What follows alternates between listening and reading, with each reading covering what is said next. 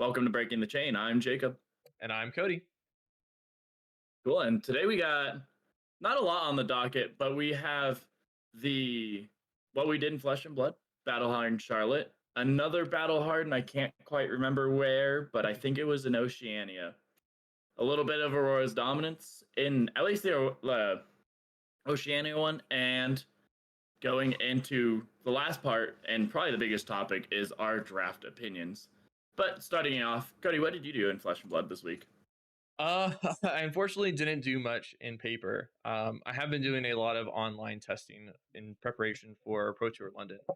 I've been testing a lot of different CC decks. I still haven't picked what I want to play yet. I have a couple theories of what I might bring, but it's still bouncing between a handful of options. I have no idea. And I've been doing a lot of draft prep, just trying to make sure I have the draft format down, because it's a Pro Tour London will be a split format event. But yeah, that's been me. How about you? Haven't done much either. The army actually didn't fire this week. Oh Still, no. the couple. Okay. It's weird because like every other week it's like, oh, we'll have like 12 people this week, and then the next week we have like 4 or something weird like that. I don't know if there's some big. Yeah, it's weird, and like I don't know if there's something crazy going on or if it was just daylight savings and everyone's schedules all messed up or whatever. Yeah. But I mean, the few of us that did show up, we jammed some games, so that was still fun. Other than that, I like went through my Jarl deck and made like 5 card changes again, trying to like nail that deck list I'm happy with. Yep. But really kind of a light week for me, which is totally fine. Actually, I was gonna ask, are you planning to do any of the skirmishes that are coming up? Yeah, I definitely want to. I haven't made any plans definitely yet, but like I know that last week I played Bravo, which was like an upgraded version of my skirmish deck because I wanted some like in paper reps of a hero I was maybe gonna take. Mm-hmm. That was before this like Crown of Seeds or unbanning that we talked about last week. Yeah. So it's like I think I still want to take Bravo just because 1, I really love Bravo. 2, I have a lot of practice on Bravo and very, very minimal practice on Terra. Mm-hmm. So I think I'm going to take Bravo to the first one, see how it feels. And if Bravo doesn't feel good, or if I'm like, he's just lacking a little on Blitz, I might jump over to Terra, who I would probably feel pretty happy with because I'm already used to most of the cards in the playstyle. Now, would it be full combo Terra, or would it be maybe a more level-headed Terra? Definitely a little more level-headed. Okay. We actually also, I can't make it, but we also have a 1K in Colorado Springs. Do you plan on going to that at all or no? Oh, I haven't even heard of that. I'm not gonna lie. I'm so bad. I think it's Dungeons and Dragons, I think. There's a store in the Springs that's doing a 1K, and I wish I could make it, but I already made plans for Saturday. So I might be changing my plans then. Well, I don't think there's skirmishes this weekend. Is it? It's like next weekend? I think it's this weekend. Is it this weekend? Let's see. When is skirmish season? March 15th to 30th. So yeah, it is actually starting this weekend. But they did move. I don't know if you saw this. They did move. The skirmish that was going to be this Saturday is now on Monday. So there actually isn't a conflict. So if you felt like driving down there, you could go play in a 1K CC event. The last 1K I participated in was actually the best performance I've ever had. So that just means that you're gonna win it if you go. I can hope. Yeah. So with that being said, we could jump into, I guess, the big events that happened since the last podcast. First one being Battle Hardened Charlotte, where Michael Fung won on Enigma. And this one actually had a pretty diverse top 8 for it. There was just one Enigma, which is the winner. Second place was Ira. And then we had Prism, Azuri, 2 Zens, a Vincent, and a Dash IO. Which is really I was surprised how many people were at. It was 180 players that were at this Battle Hardened, which is a pretty large Battle Hardened actually. I think usually they're closer to the low hundreds.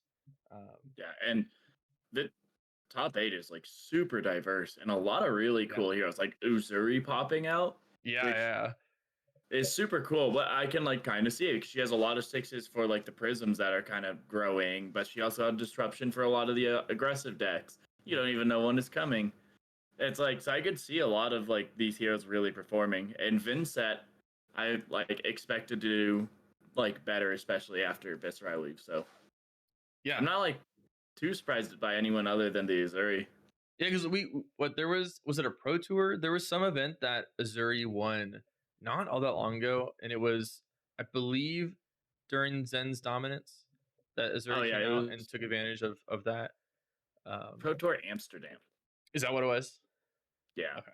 Yeah, yeah, because you ended up winning that one, so it'll be interesting to see. I haven't looked at the list or anything, but I bet Azuri does have a place in the meta, as shown in her top 8 performance. Um, but yeah, that was one of the major events, and we had another major event that, like you said earlier, we don't remember exactly where it is. I just remember seeing, I believe it was a post on Blue Sky about a a battle hardened that had 6 Auroras in top 8. So I guess all the Auroras flew over there to go compete Oh, in the event. Oh, did you find it? I found it. It was in Taipei. Taipei. There Okay. were 6 Auroras, a Syndra, and can you guess the last hero? I guess the last hero. I probably can't, but if I had to, I would say Zen. Reinar. Reinar. Yeah, it Six was Auroras. Eugene. A Reinar. Okay, Eugene. Okay, that makes sense Kind then. of. Okay. Yeah, so 6 Auroras, and that leads us into our next part, which is Aurora the best deck? Is she going to be the dominant hero post Viserai LL? And it's kind of looking at like that's going to be the case. I definitely think that she's the most dominant deck. Mm.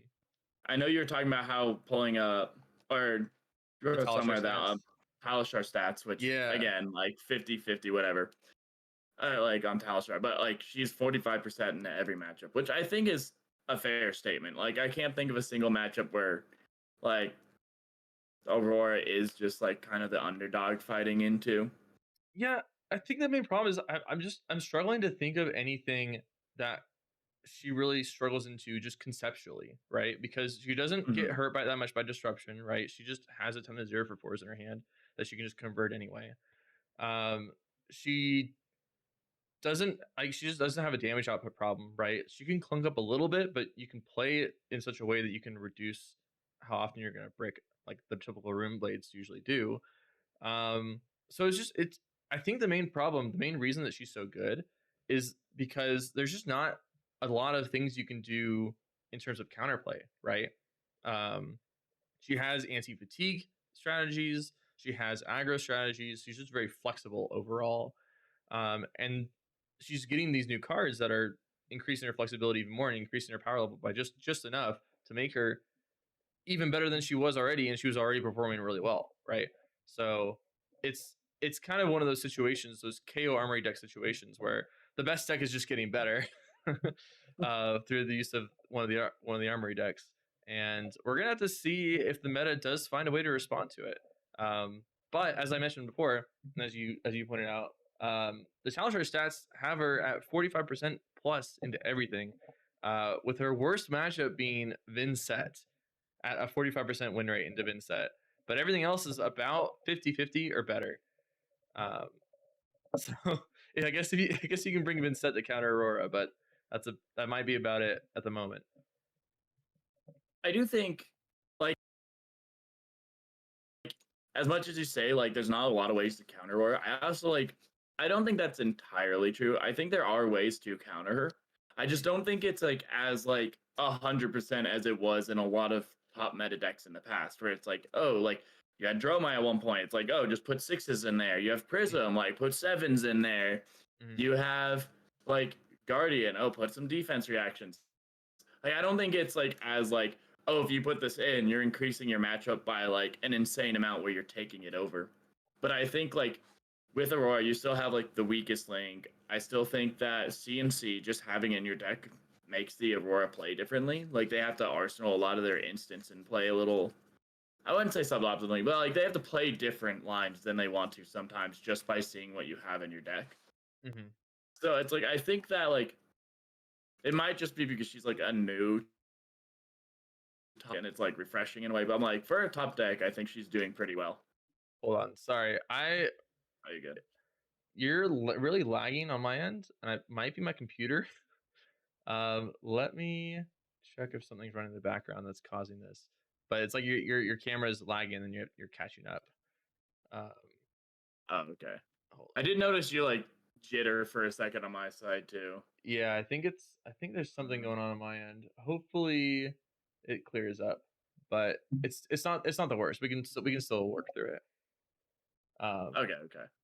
but okay, so yeah, I definitely agree with you. But I think the main thing to keep in mind is that like usually when there's a top deck, there's at least one deck that is a good option into it, right? There's usually a counter pick that you can make, and it's not just the best deck by a mile. But it's not looking like that's the case into Aurora at the moment. We're not seeing any potential decks to really rise up to take advantage of her dominance at the moment, and that's proven to be a little bit scary. Because if there is just an uncontested best deck, then is it just you play the best deck, or you try to gamble and not run into it, or play one of the 50-50 matchups? I guess that's your best option, right? Right. And I mean, I think it is kind of weird. It does feel like a very different meta than like we've had in a very long time. But I think like Aurora kind of feels closer to KO meta from what I can tell Mm-hmm. because like KO was like 50-50 in everything as well. Where it's like everything was like or KO was good into everything in a way or fashion, but you could build around it to help your matchup spread into KO. So like I can see like I see Aurora being more closer to that. I still think she might be like a little cut above the rest, like higher than KO might have been. Mm-hmm. But it is interesting to see her getting support. But as much as like the battle hardened Taipei like makes me a little anxious, the battle hardened like it had like not to say anything against it, but they had 65 players compared to like battle hardened Charlotte that had 100 and what was it again? 180, yeah. No, 180 players, and there wasn't even one Aurora in the top 8 there. yeah, that definitely is something to keep in mind, right? Is that there's a sample size issue when comparing those two events, Hmm. and the one with the largest sample size is likely the better one. But and obviously, Talistar stats are not something to really Yeah. put a lot of credit into, right? You can find some general trends, but the exact mashups can be very different than in paper. Um, but I think it is still of the general opinion that Aurora is the best deck and is the deck to beat, and is just overall has just a strong baseline power level that is just not necessarily any tied to any certain combo or any certain card. It's just that the entire deck is just baseline strong, um, which leads to the KO problem of, yeah, you're just at least 50-50 in everything, right? And the only reason that KO's dominance went away was because of Mistveil's release. It was just because that there were some better heroes that were released that just power crept him.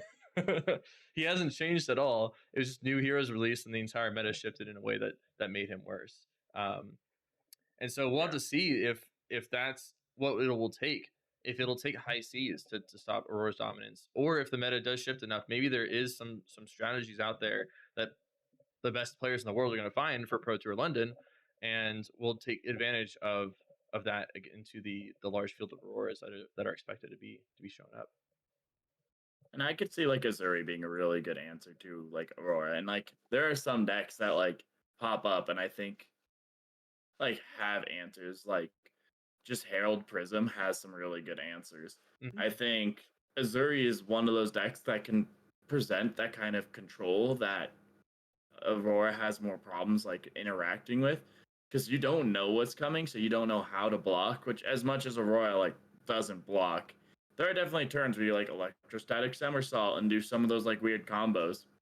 So it's Yeah. like you don't know if Azuri's throwing a CNC or if she's throwing a So shakedown or something like that. I think the main problem with Azuri, in my opinion, into Aurora is what is the Aurora really scared of?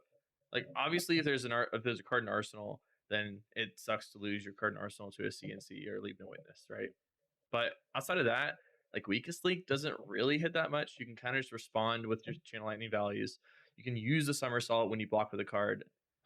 You can kind of just get around a lot of the weakest link stuff. You can get around erase space. Erase space is not ideal, but it doesn't actually stop your turns most of the time. Hmm. There's just not a lot of cards that Azuri swaps out that are that scary. And like with Shakedown's probably one of the scariest ones. But even then, most of your cards are just 0 for 4s, so they can pick one of the 4 0 for 4s, and then you have 3 more. It's obviously still good to get that value, but it's not like it's the end of the world. It's not like it like breaks your turn or disrupts you in a huge way whenever they do that, right? Right. Um, so I think that's the big problem. And obviously, it's a little bit of hyperbole to say, oh, they take any of your 0 for 4s. Sometimes they're going to disrupt you pretty well with it, but that is the strength of the deck, right? Is that most of your deck is kind of just doing a baseline level of action, and that's the reason why new isn't good into Aurora, is because if they take a card, they take a card. It doesn't actually matter all that much to the Aurora player. Right. It is kind of interesting because like Aurora does have those like, oh, okay, you took my hand. I have 2 cards. Okay, I'll just like Ravenous Rabble or like this 0 for 4 into this Yep. 0 for 4. A lot of times. Yeah. So it is.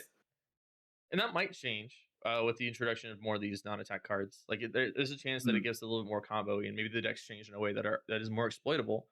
But yeah, as of right now, it's a 0 for 4 dot deck, and and if you take a card, you're getting 4 value for taking a card, but you're not getting anything more than that, like you would expect into a lot of matchups where you take their only blue, or Right. you take the card that they really need to make their hand function. So yeah, it'll definitely be interesting. I think we'll have to wait until even just PT to see the meta resolve and understand how good Aurora actually is. Mm-hmm.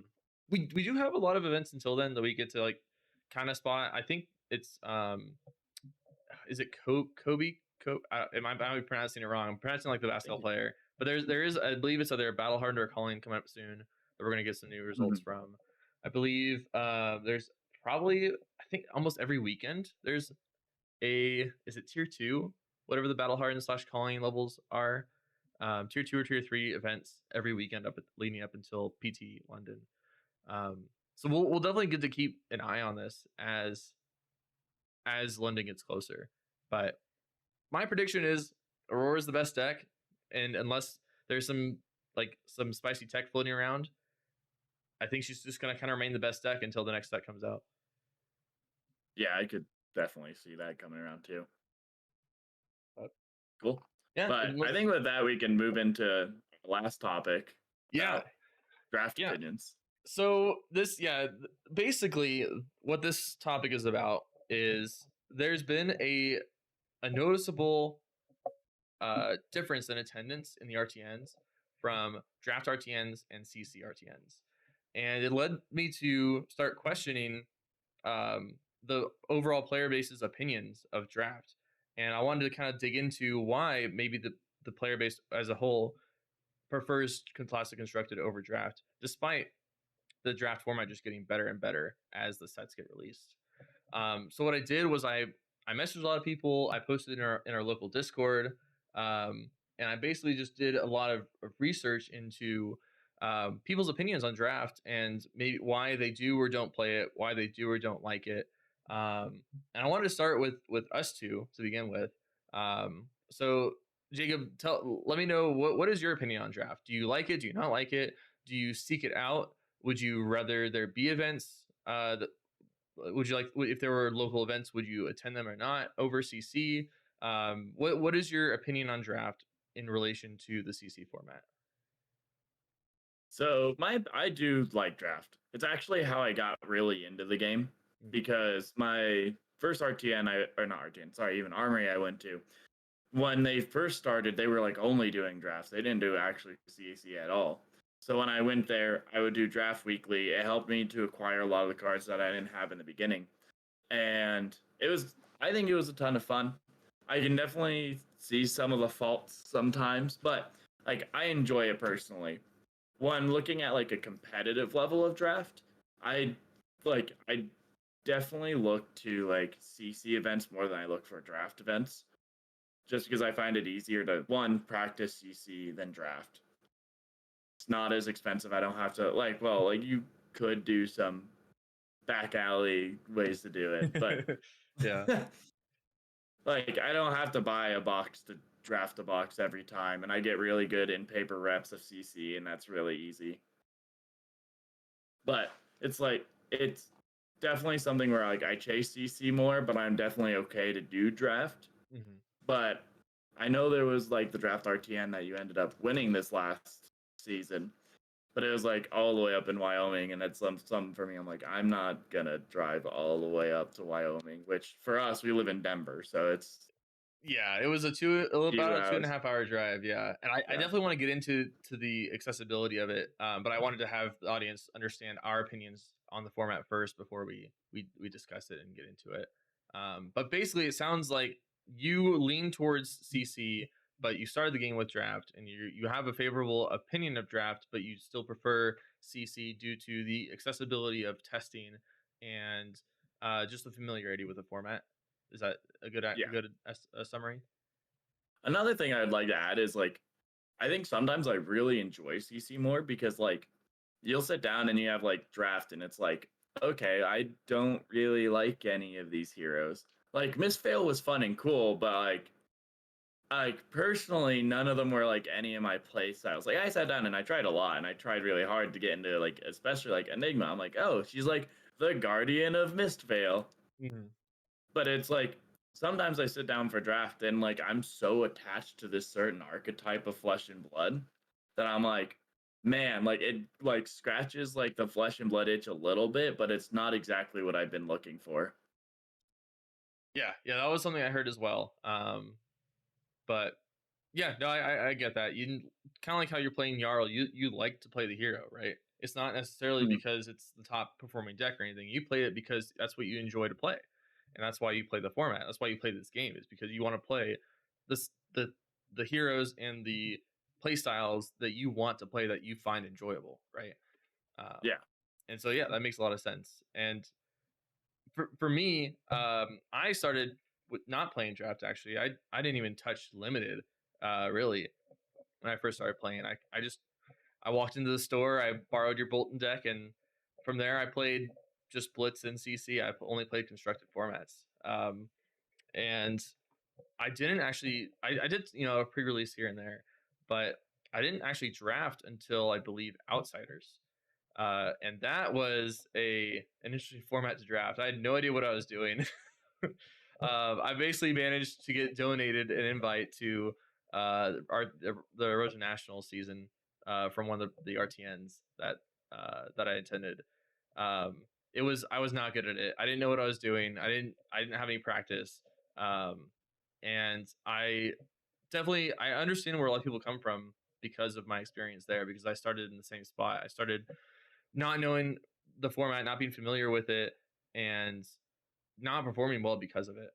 And I have kind of just been forced into it due to my competitive journey because kind of just have to play draft in all these formats.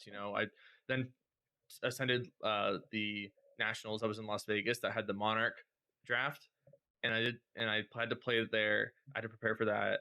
And then I've done, since then RTNs and whatever that have been drafted. And it's just been through repetitive drafting and repetitive preparation for each draft that I've been gaining a a respect for it, and I've really been enjoying it. And I don't know if it's hard to say whether or not I actually prefer it over constructed now, but I almost prefer draft to constructed these days.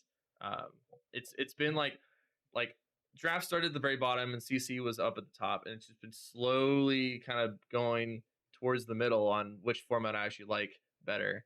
Um, That's crazy. yeah, it's been dramatically changing recently, just because I think because the drafting sets have been getting better, and my understanding of draft has been getting better, and therefore my enjoyment of the format increases. And I'm going to touch on that in a second when we go over the opinions that I got over draft. But yeah, that's effectively our backgrounds on the draft format comparative to the CC format. And It's not like a hard data point, but we had what is it, 6 RTNs this past season, something like that. Oh, I think it was something something like like six, that. I six, can't. almost either. It's like 5 or 6 RTNs we had this past RTN season, and out of all of them, we had one draft RTN, and it was all the way up in Wyoming, where I had to drive 2.5 hours to get there, um, and the data point of number of players is a bit tough to use because of that factor of it, the driving factor. But there were, I believe, 25 players in that RTN, and then at all the RTNs in Denver, there were between like 48 and 53 people, right? It was something like in the near 50 people for every RTN for the classic Mhm. constructed ones in Denver. Um, so almost double, if not more than double, at some of these events than the draft RTN up in Wyoming. Um, and that alone wouldn't be an indicator, but I've been hearing in multiple uh, different podcasts and um, some different like people that have mentioned on Blue Sky that they have had not only less RTNs for draft, but those draft RTNs are not getting nearly as many players. They are getting about half the amount of players as the CCRTNs in the same cities. Um, and so I think that is enough of a data point to indicate a large preference for the classic constructed format for these competitive level events. And I wanted to dig into it. I was curious because as someone who has been really enjoying the draft format, I wanted to figure out what the general player base thought of the format and why they might prefer the classic constructed format over draft.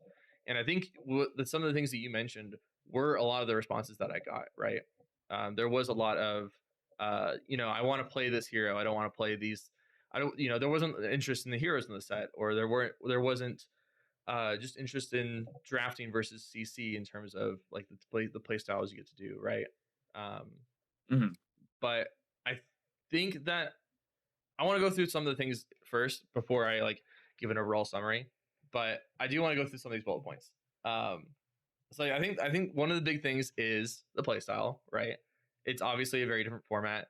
You have only one of 3 heroes to play as, and sometimes there are different archetypes in those heroes in draft, but you aren't just going to have your control decks, or you're not going to have ice in this latest set. You're not going to have um, Aurora in this latest set. You're not going to get to play the same type of deck that you play in CC, nor should you play the same deck as you play in CC. You should be flexible to pick everything, and people maybe don't Mhm. want to be flexible in that matter. Maybe they only are comfortable with one style of gameplay in Flesh and Blood, and they want to stick to that style of gameplay.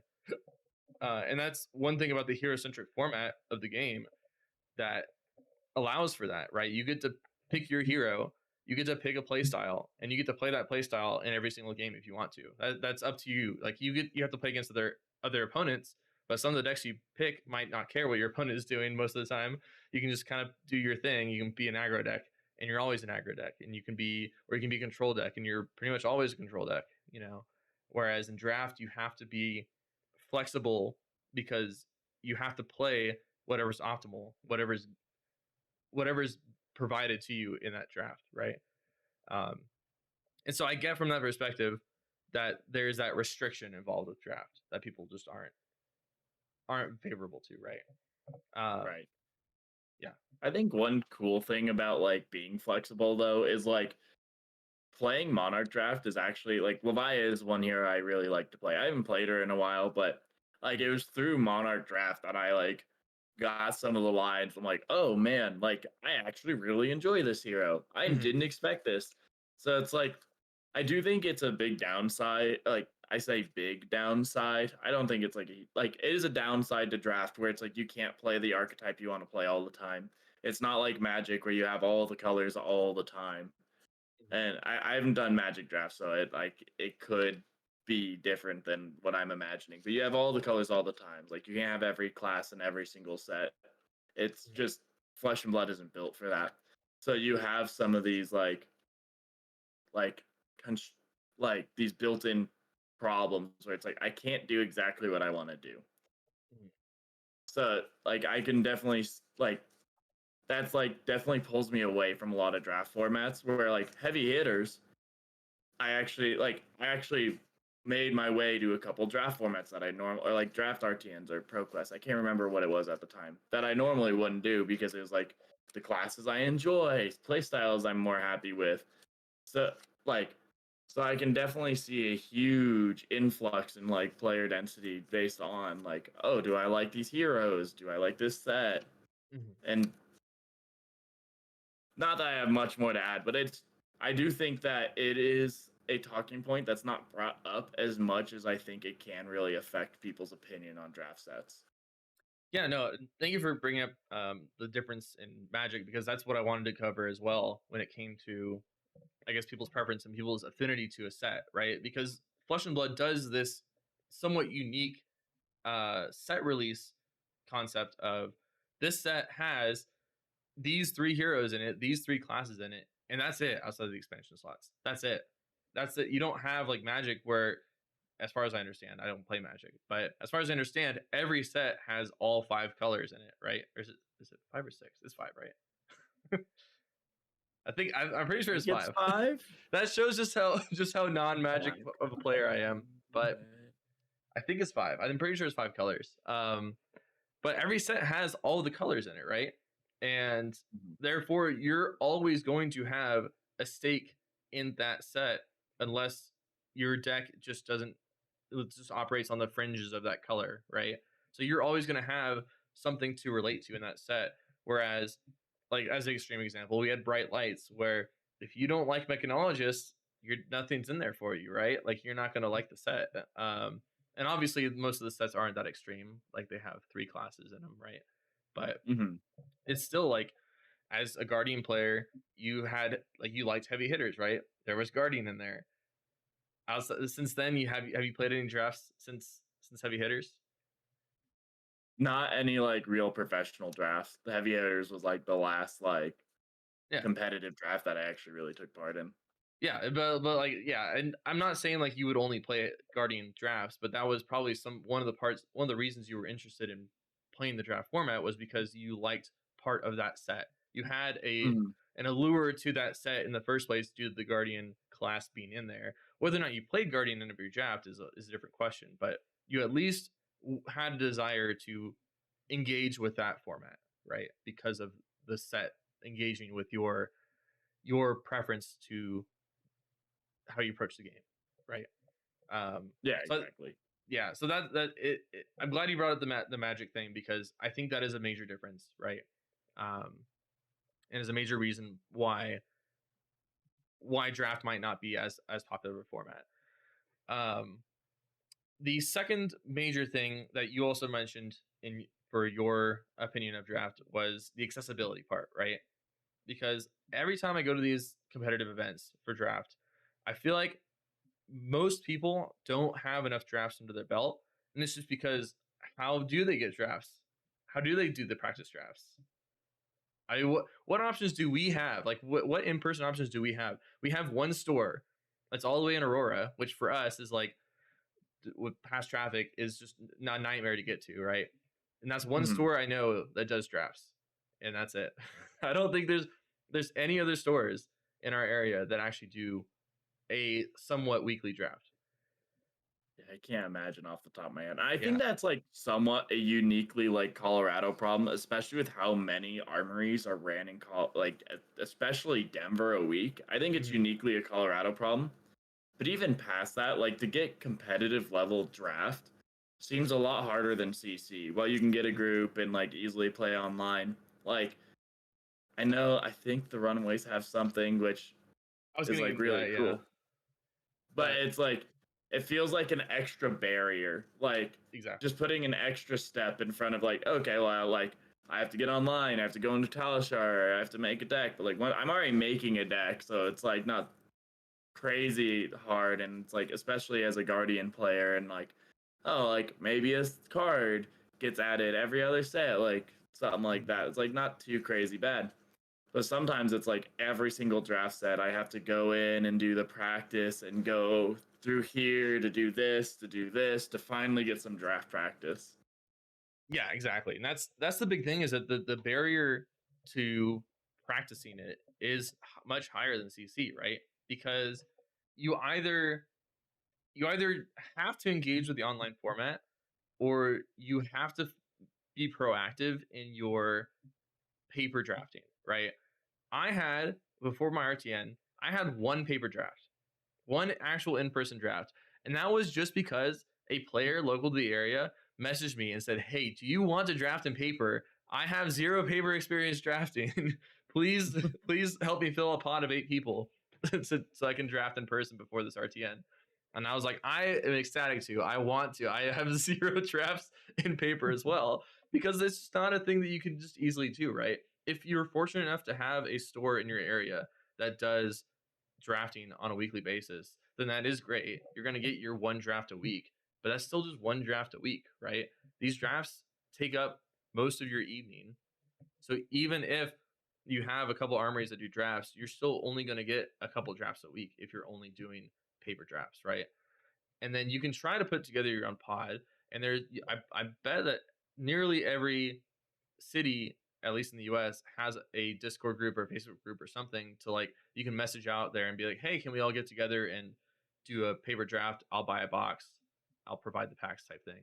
Like I bet that's an option for almost everybody that has an RTN or something you want to prepare for. But it's still a hurdle you have to do. You have to provide the box. You have to gather 8 people together. You have to all Mhm. coordinate on a specific day. You have to get exactly 8 people. Otherwise, it's not going to be an exact replica of how the draft will turn out.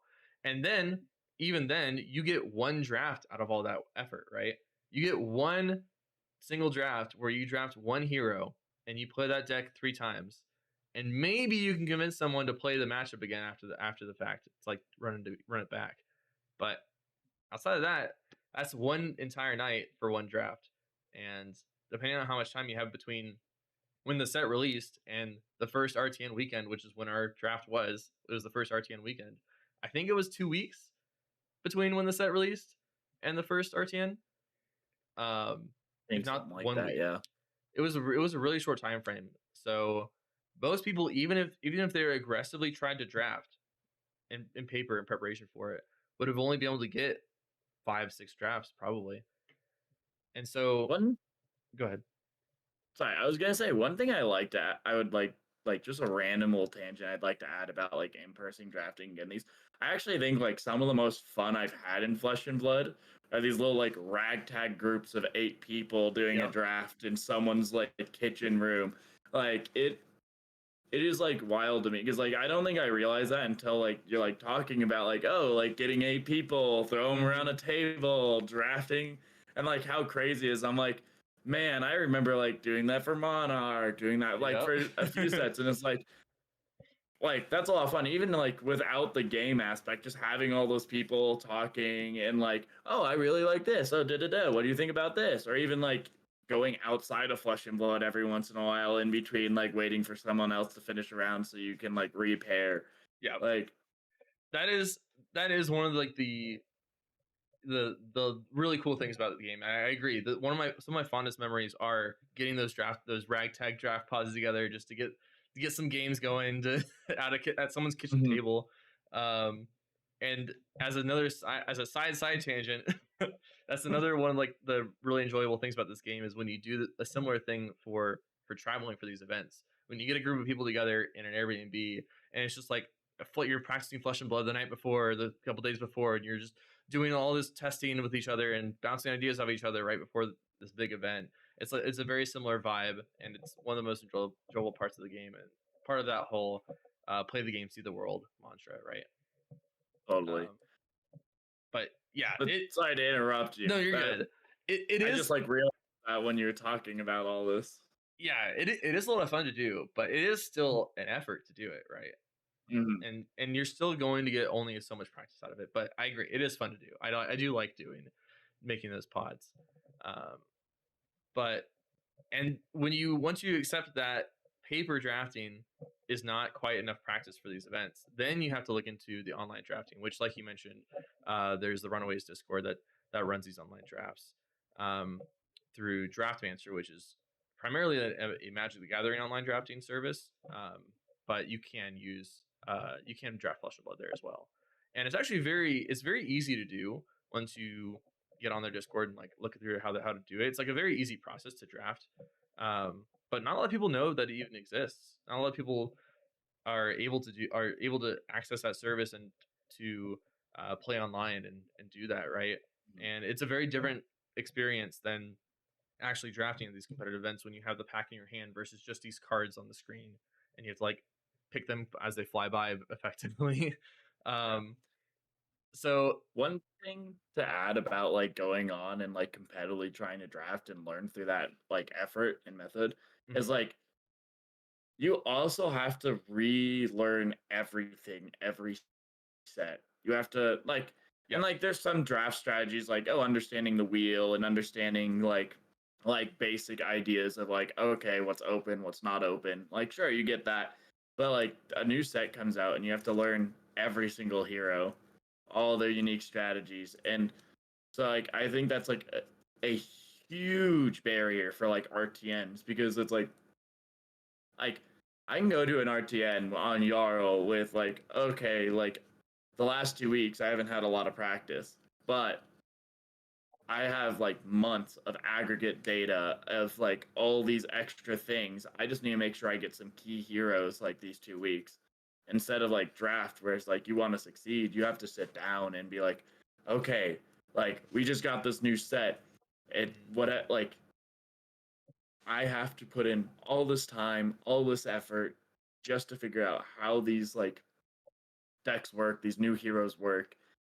And I think that is like a huge barrier to entry for like some people that are like, I think kind of like me, a more casual competitive, which like I like to play competitively and like shoot to win, but it's something where it's like unfortunately I don't spend like as much as I think about Flesh and Blood.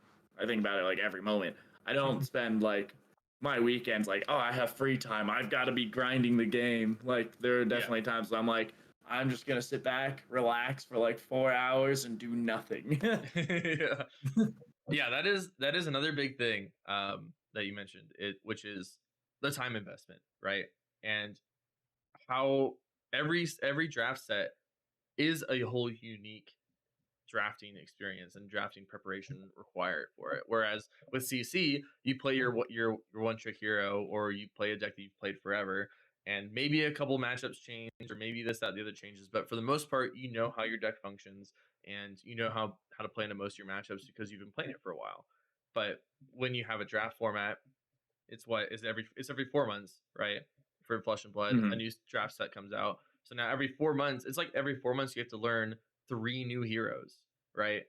And that's just not a feasible time commitment for a lot of people, at least to be learning those three new heroes on a very competitive level. Um, so that's another one of the big barriers, right? Is that the time investment in order to be competitive in draft is much higher than it is to be competitive in CC.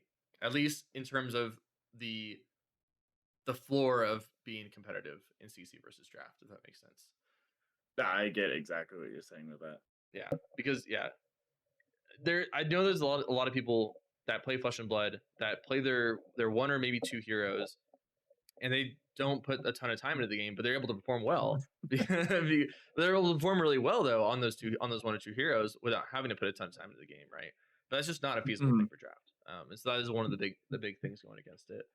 Um, and then I think one of the last big reasons why draft is not as popular as CC is because um, the first time experience for a lot of people is pretty negative, right? A lot of people will play draft, Mhm. and their first, second, and even third time, they're just going to get destroyed, and they won't know why. They won't know what they might be doing wrong. They won't be able to get a lot of feedback on why it might not be going well for them. And they're just going to have a negative experience going into it, right? Like they're going to play a draft. They're going to be the one of four fangs or something because they aren't quite prepared for the signal portion of it, and they might have a few cracked baubles in their deck, and then they play their games and they go either 1, 2, or 3, and their deck just doesn't feel like it's doing a lot of strong things, right? And they're just Mhm. gonna it's not a fun experience, right? You're gonna spend 3 hours of your night playing this deck that isn't good, and you spend all this time doing it. You didn't get to play the deck you wanted to play, unless they really wanted to play a Fang. Um, you didn't get to perform well, which some people like to their enjoyment of the game is tied to that. And then they don't have a lot of they might not have learned a ton from it. They might have thought, okay, maybe Fang isn't a good idea, and then they try something the next time, so they do the next draft, and then they have some similar results because they had never drafted Sindra before, and so they might not draft the right cards for her, and then the deck is not very cohesive. But then they don't have a lot of paper drafts under their belt, so now the RTNs next week, are they going to go to the RTN? Probably not, because they've only played a couple drafts and they had bad experiences, right? And so I think that's a big factor of why it's not popular, is because with the few opportunities people have to do in-person drafts, they will likely not have great experiences with the format in that time period. And because there's a new set every 4 months, they don't have a long time to get practice in that format in order to feel comfortable with it. Nor maybe they want to. Maybe they don't want to spend 15 to $20 on the next armory for a draft in order to just have a not great experience either, because time is valuable for everybody, right? Yeah, and one thing I like to add to that is like going into Flesh and Blood, you have that investment of like I think this is just like common for most, if not everyone, where you go to your first few armories and you're gonna get smacked up all the time. But I think when most people nowadays, especially, go into Flesh and Blood, learn CC first, and they're like, okay, I have an understanding of the core mechanics. I have an understanding of how Flesh and Blood is like supposed to be played, and I'm not losing every single game now. Like I've gone to 4 armories, I've got my first win. Like I can go to the next armory and maybe hit a win and slowly improve off of that. So and like you get to the point like I think again like you look kind of like casually competitive or even just like casually like me. It's like you sit down and it's like, man, I'm winning games now. I feel good. I know how to play Flesh and Blood. This is awesome. And then you go and you do a draft and you've gone through that phase of you're bad at Flesh and Blood. I've pushed, I've learned, I've worked every bone in like every like bone or like all my neurons in my brain. That's a better thing. Like I've worked it. I've got my wins. I've figured out my deck. Like I have this like good feeling for how to play. You sit down to draft, it's a completely different game. And you could go and draft and then lose and not understand. And you're like, I understand Flesh and Blood. I've already gone through all this. Why can't I why don't I understand draft? It's like it feels like I'm starting over. And it's like that's like I liked heavy hitter draft. But like that I struggled with that for a while because like I know how to play Guardian. I've played Bolton and a couple other warriors. I know and Brute, I love Leviat. Like I know how to play all these classes. But then I'd sit down and for the first little bit of it, I'm like, I know how to play all these classes, but I'm struggling so much with this draft format. Like it took me a few times to get to a point where I'm like, oh okay, and I mean by the end I'm like, I think I felt really good about a lot of my performances, even though some of them weren't that great near the end. But it's like in the beginning, I'm like, I know all these heroes, I know all these classes, but I'm still struggling. Like, what am I doing wrong? What am I? It's like learning the game over again. When I thought I was over that hump of okay, I'm losing every game. Yeah, and then even with that experience, by the time you might be starting to catch on to the format's dead, right? Like it's just not exactly. either. It's the format's dead within typically a month of it coming out, right? People just don't want to draft it anymore, right? Unless there's a competitive reason to do so. But yeah, unfortunately, we're starting to run low on time. But I want to ask you, as to tie up this this topic, if you had the power to make any changes to the draft format, if you were on the LSS draft format team and you were like, I have this plan to change it, I want to change it in this way and see if it works, do you have any thoughts on what you might change? Oh, that's such an amazing question. And sorry, I'm putting on the spot with this one. This is not in our show notes or anything. Yeah. Oh man, I don't know if I think a lot of the changes that they've made over the last year have been amazing changes, and kind of what I think a deck limit, 30 card limit, or a 30 card deck, that's what you have to have. like especially after heavy hitters, that felt amazing. And it's like it felt like in the last couple sets, there's been less yellows. And like I Yeah. don't, it's like with Mistfail, and I think Mistfail was a huge success because there's like barely any yellows, but it's like there's less yellows and like bananas where you're like, oh, this is not that good of a card. Where it's like the yellows now feel a bit more relevant, and it is. I don't I don't know if there's anything off the top of my mind. I don't think I play enough draft to really have a strong opinion about one Yeah, thing. that's fine. I put you on the spot with that one too. But like to give an idea of like what I might change, and this is actually comes from a suggestion from someone that I asked their opinion of. And by the way, shout out to everybody who got back to me on that prompt that I put in the Discord, or if I DM'd you about it or elsewhere. I really appreciate the feedback, and I use that to make this discussion. But by my suggestion that was a that came from a couple different opinions was to make the power level of the format higher, which they've already been working towards. They've been doing that. The Hunted Mhm. is actually a much higher power level format, I think, than most of the previous sets. Um, in terms of cutting back yellows, there's a lot more reds in the set just because of the nature of draconic heroes. So you just have a lot more powerful, and like your decks just kind of feel like they're actually doing something. Whereas a lot of times in draft, you feel like you're just kind of like, I don't know, hitting people with like a rubber hammer or something, like a little squeaky hammer. But I think that's how I'd improve it is up the power level format, make people feel like they're doing strong and fun things in draft, and then it'll like allure people into the format and get them to really feel happy that they're spending their time on this game. Um, but yeah, and we do have to end, but I want to leave everyone with a question. Do you like draft or not, and why is that? Why do you either like the format or why don't you like the format? And as an optional bonus, what might you change about the format in order to make it a little bit better for everybody? Um, but yeah, with that, I'm Cody, And I'm Jacob. and thanks for watching.